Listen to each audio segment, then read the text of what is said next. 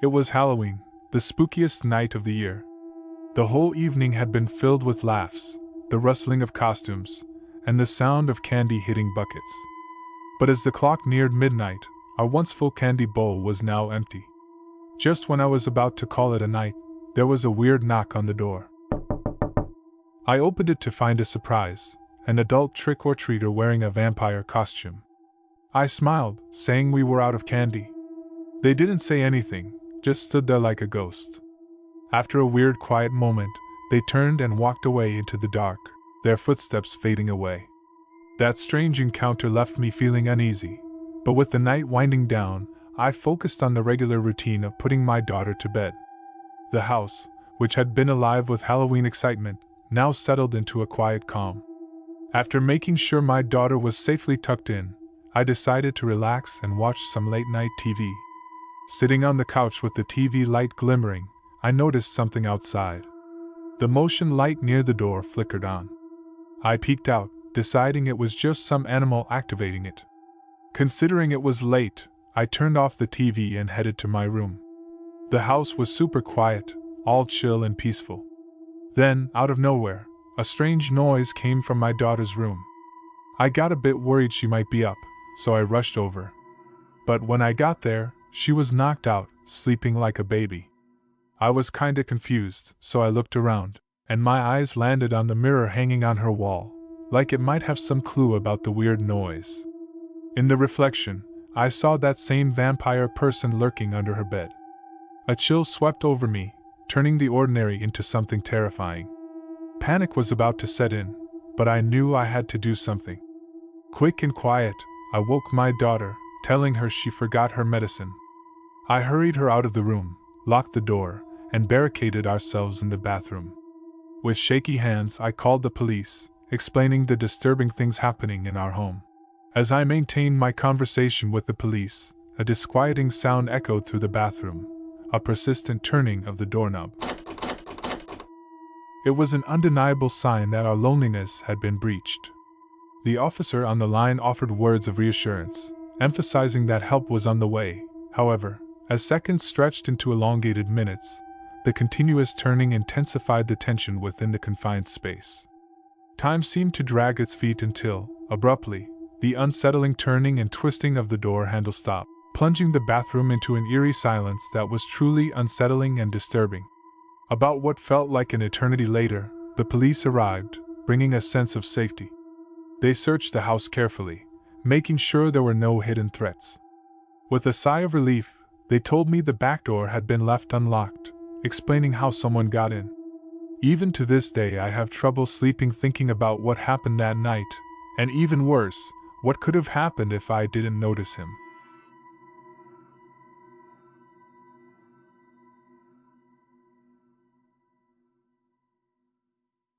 Halloween night was the kind that you'd remember forever. Me and my best friend, let's call him Jake, were rocking this epic teenage party. The house was a spooky wonderland, with cobwebs hanging from every nook, and the air filled with laughter and music.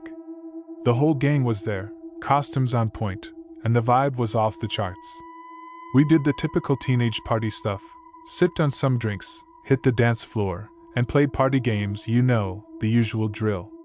As the night went on, Jake and I figured, why not kick things up a notch with a round of truth or dare? We welcomed anyone who wanted to join.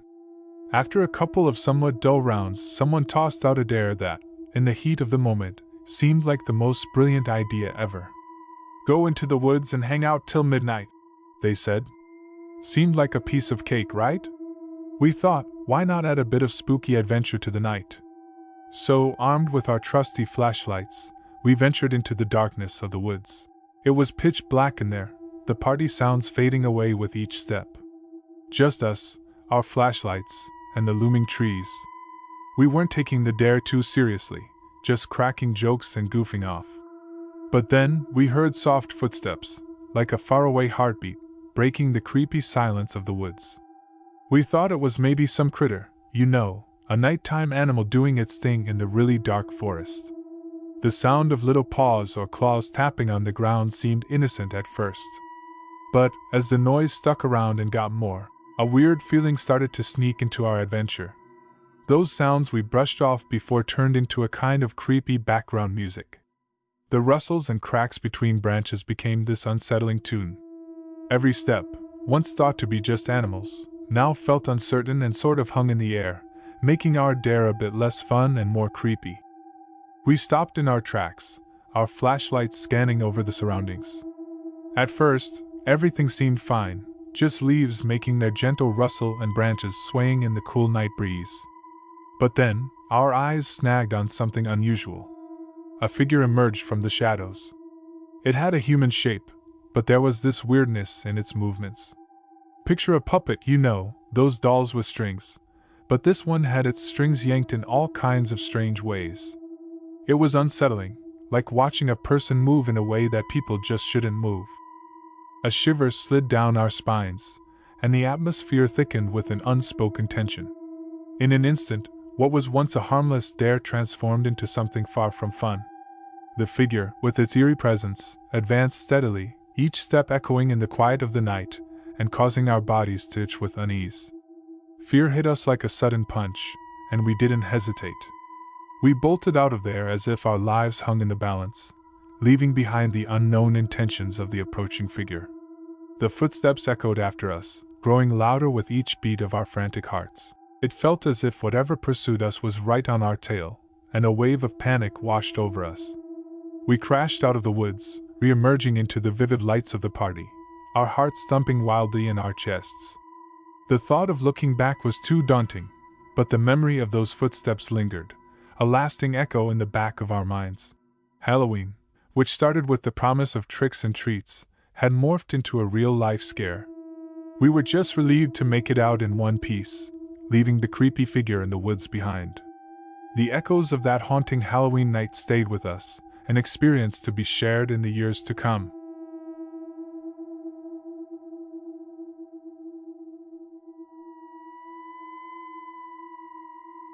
So there was this one Halloween night a few years back.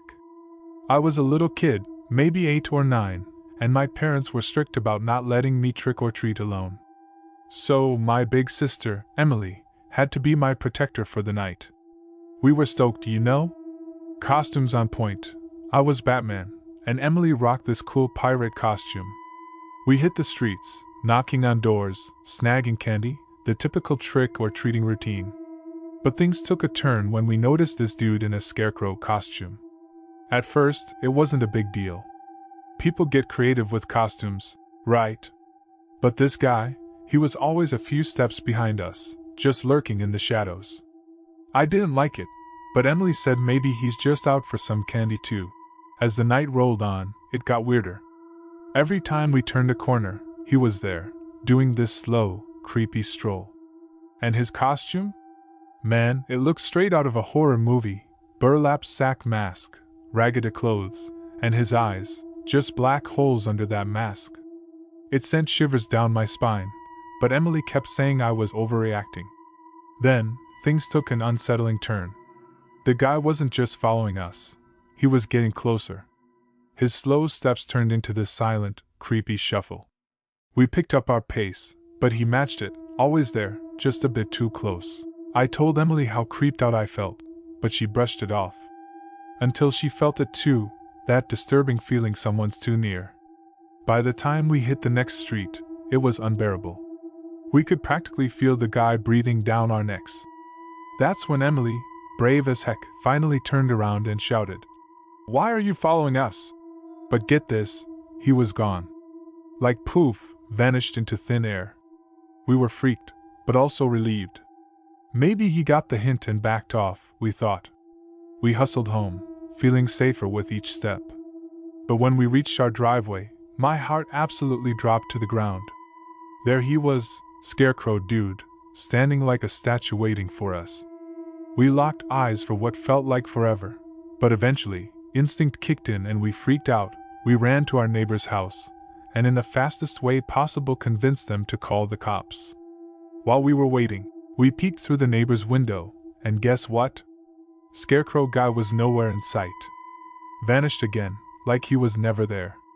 The cops showed up, searched around, but it was like the guy disappeared into thin air. After that, Halloween was a no-go for me. The thrill turned into a full-blown nightmare. I just couldn't shake off the fear that scarecrow guy might pop up again. So, no more trick-or-treating. I'd rather play it safe than risk running into that creepy, disappearing scarecrow.